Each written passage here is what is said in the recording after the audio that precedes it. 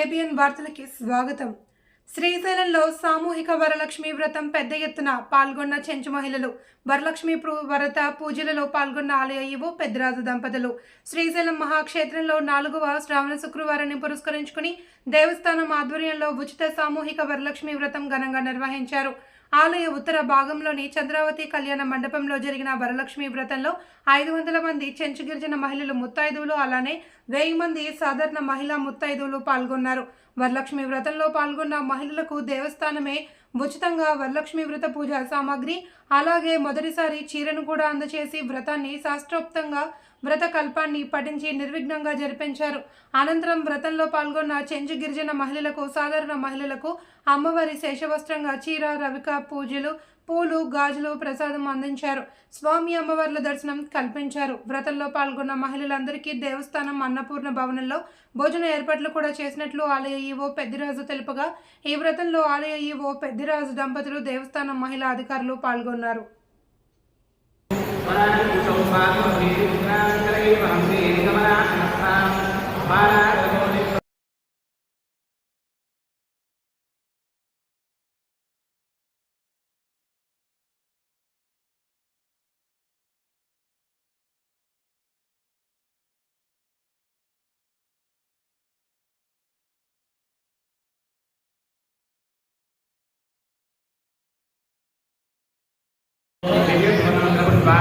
సమర్పయామి.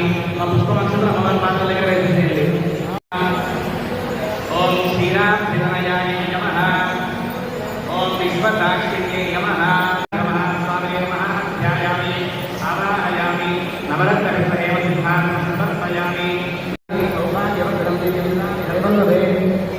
హరిద్రాక్షణం సమర్పయామి. అందరూ కూడా భద్రా విలక్షణే హస్తే నమసూత్రం శుభప్రదం పుత్ర పౌత్ర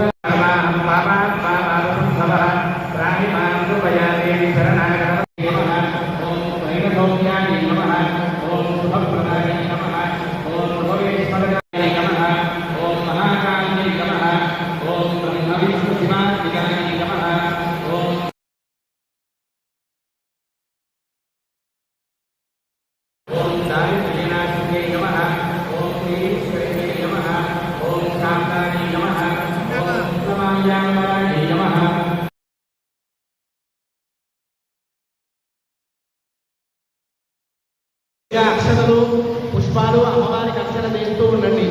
ఇక్కడ నామం చెప్పడం ఎంత ముఖ్యమో మీరందరూ కూడా మనసులో వరలక్ష్మీదేవి నమః అనుకుంటూ అర్చన చేయడం అంత ముఖ్యం.